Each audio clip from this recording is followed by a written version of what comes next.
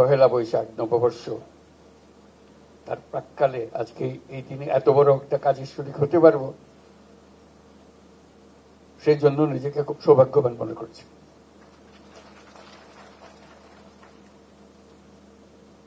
আর নিজেকে অপরাধী বোধ করছি, এত চমৎকার একটা আন্তর্জাতিক বৌদ্ধ বিহার আমার বাসস্থান থেকে 10 মিনিটেরও রাস্তা নেয়। আমার অনেক বয়স হয়েছে, কোনোদিন দেখা হয়নি। এত চমৎকার একটা বৌদ্ধ বিহার না দেখলে জানতে পারতাম না এত সুন্দর একটা ঐতিহাসিক জায়গা এখানে আছে, যেটা দেশের সব মানুষের জায়গার একটা জায়গা হতে পারত শ্রদ্ধা নিবেদনের জন্য। আমাদের সেটা হয়ে ওঠেনি। আমি অভিনন্দন জানাই সেনাবাহিনীকে, তারা স্বতঃস্ফূর্তভাবে এই দায়িত্ব গ্রহণ করেছে এবং একটি ভবন নির্মাণ, সম্প্রীতি ভবন নির্মাণের জন্য দায়িত্ব নিয়েছে। তাদেরকে আমি সবার পক্ষ থেকে অভিনন্দন জানাচ্ছি।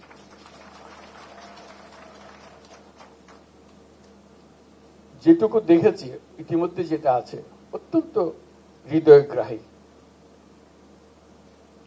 আবেগ আপ্লুত করে এরকম একটা জিনিস। শুধু এটা বৌদ্ধদের এটা ধর্মীয় স্থান হবে, সেটা একটা খণ্ডিত অ্যাটিটিউড। এটা দেশের সকল মানুষের ইতিহাসের অংশ।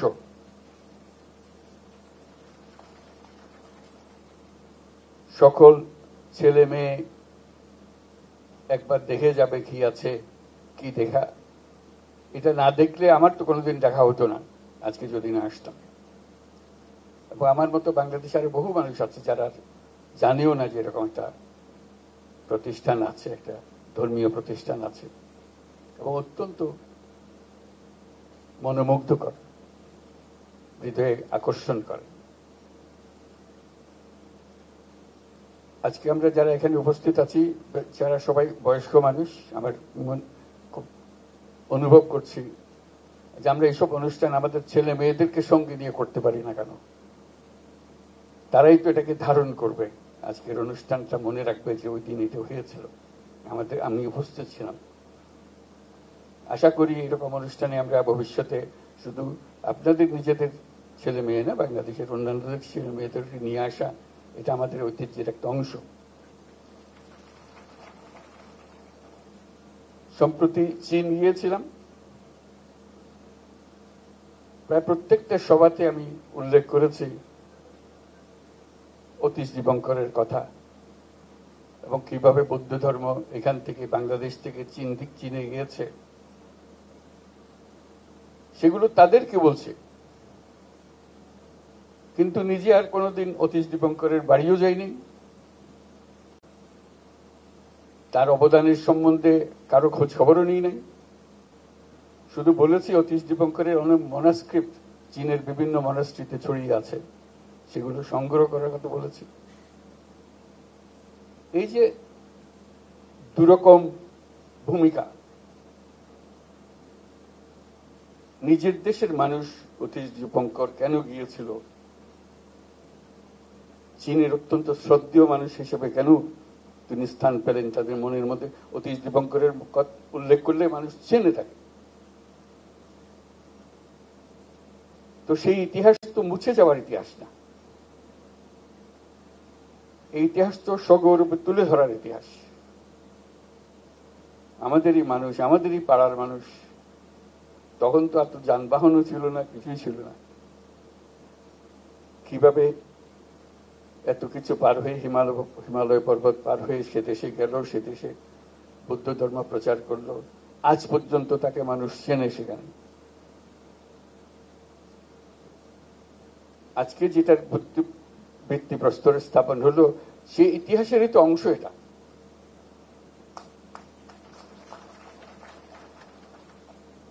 কাজে আমি সেনাবাহিনীর যারা এটা ডিজাইন করেছে, যারা এটার পেছনে মনোযোগ দিয়েছে, তাদের ট্যালেন্ট এখানে কন্ট্রিবিউট করেছে, তাদের সবাইকে অভিনন্দন জানাচ্ছি। তারা সবাই একটা ঐতিহাসিক কাজের সঙ্গে জড়িত এবং এখন পর্যন্ত আমরা যা দেখছি, যখন সম্প্রীতি ভবন নির্মাণ হবে এটার থেকে যেন বিচ্ছিন্ন হয়ে না যায়, এমন একটা ভবন করলাম যে মনে হয় না যে ইতিহাসের সঙ্গে মিল আছে। আমি দেখি নেই, আমি শুধু স্মরণ করিয়ে দিচ্ছি, এটা মহান কৃতিত্ব এবং মহান সম্মানের ব্যাপার যে আমরা যেটা করতে পারছি। কাজেই সেই ঐতিহাসিক দায়িত্ব স্মরণ করে তারা করবেন। আমাদের সবার শুভেচ্ছা তাদের পেছনে রইল, যাতে করে যুগ যুগ ধরে যখনই এই সম্প্রতি ভবনে আসবে, যারা এটা তৈরি করেছিল তাদের প্রশংসা করে যে কি চমৎকার ভাবে সে কনসেপচুয়ালাইজ করেছে পুরো জিনিসটাকে। আজকে আরেকটা জিনিস হলো, এটা তো অভিভূত হলাম এবং নিজের দায়িত্বের কথা মনে করলাম। আরেকটা করলাম যে যেদিকে তাকাই সব চাটগার লোক, ঢোকা অব্দি দেখছি চাটগার লোক। তো বুঝতে পারছি চাটগার বুদ্ধ ধর্মের এখনো ঠিকানা চট্টগ্রাম। তোমরা ভালো আছো নিবি এখন? আর বারবার কইতে থাকে না সার গিয়ে হতা হই, নইলে তারা মন বইত না। তো খুব খুশি হলাম অনারাল্লা দেখো ভবিষ্যতে যে এন সুন্দর জিনিস হয়, ওনারা যে কোনো সময় পয়সা লইয়া রাইট পারিবেন, দেখতে পারিবেন, বন্ধু বান্ধবরা লইয়া রাইট পারিবেন, এই লেখার জায়গা এখন ব্যাকুন হয় বলে ব্যাকুনের লইয়া আরো ব্যাকুনের সময় পয়সা লইয়া এইলে জাগান করবে। আর মিলন মেলার কথা কই, মিলন মেলা তো এনে হতে দিলেই তো না, এন জিনিস গরম করতে টানিয়ানন ভরিবে ব্যাকুনের পয়সা লইয়া যেন টানিয়াই। তো খুব খুশি হলাম আজ ব্যাকুনের দেখা হয়ে গেল কই। আর একখান লিখিত বক্তব্য আছে, অনরারে পড়ে দিই।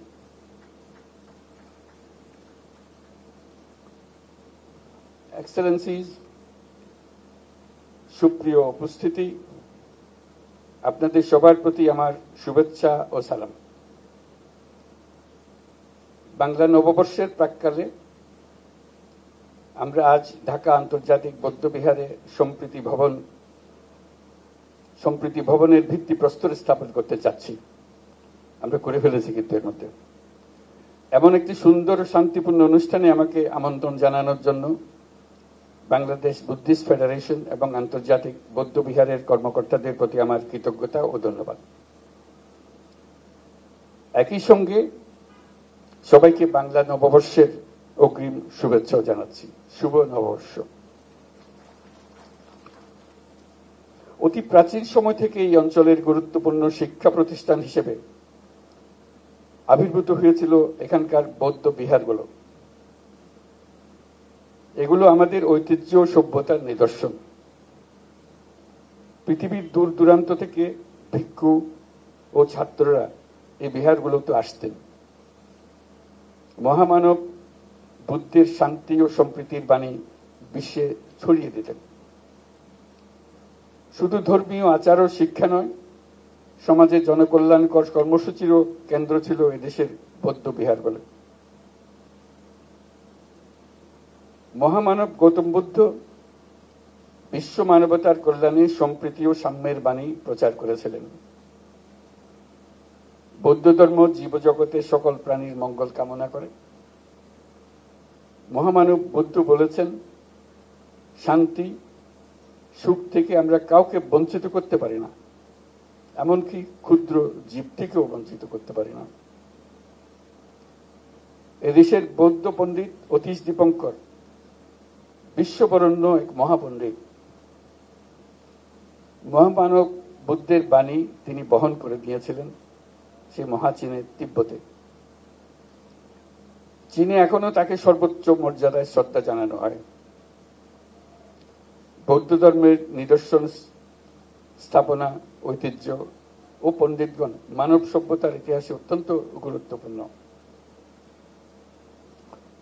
সুপ্রিয় উপস্থিতি, আমি বরাবরই বলে এসেছি নানা মত, ধর্ম, রীতিনীতির মধ্যেও আমরা সবাই এক পরিবারের সদস্য। এদেশের হিন্দু, মুসলমান, বৌদ্ধ, খ্রিস্টান, পাহাড় ও সমতলের বিভিন্ন সম্প্রদায় ও জনগোষ্ঠী সব মিলিয়ে এদেশের মানুষের বিচিত্র ভাষা, সংস্কৃতি, ঐতিহ্য। আগামীকাল পহেলা বৈশাখ আমাদের এই সম্প্রীতির অন্যতম প্রতীক। প্রত্যেকে নিজ নিজ উপায়ে নিজেদের রীতি অনুযায়ী আগামীকালকে উদযাপন করব। আমরা সবাই সার্বজনীন এই উৎসবে অংশ নেব। আজকে আমি যেখানে আছি, এই আন্তর্জাতিক বৌদ্ধবিহার বাংলাদেশের সাম্প্রদায়িক সম্প্রীতির অন্যতম নিদর্শন হোক। প্রতিষ্ঠার পর থেকে এটি বৌদ্ধ ধর্মাবলম্বী সহ বাংলাদেশের জাতীয় স্বার্থ সংশ্লিষ্ট বিষয়ে গুরুত্বপূর্ণ ভূমিকা পালন করে আসছে। গৌতম বুদ্ধের অহিংসা ও সাম্যের বাণীর প্রতি শ্রদ্ধা রেখে বাংলাদেশের বৌদ্ধ সম্প্রদায়ের ধর্মীয়, সামাজিক ও সাংস্কৃতিক ঐতিহ্য সংরক্ষণ এবং কারিগরি শিক্ষা সহ বিভিন্ন জনকল্যাণকর কর্মসূচি পালন করে আসছে এই বৌদ্ধবিহার। আন্তর্জাতিক বৌদ্ধবিহারের সম্প্রীতি ভবন বাংলাদেশের সম্প্রীতি ও মানবতার ঐতিহ্যকে ধারণ করে জাতীয় ও আন্তর্জাতিকভাবে গৌরবময় ভূমিকা রাখবে, এই আমার প্রত্যাশা। আমাদের সম্প্রীতি ও মানবিক মূল্যবোধের জয় হোক, বিশ্বে শান্তি বিরাজ করুক, এই কামনা করে আমার বক্তব্য শেষ করছি।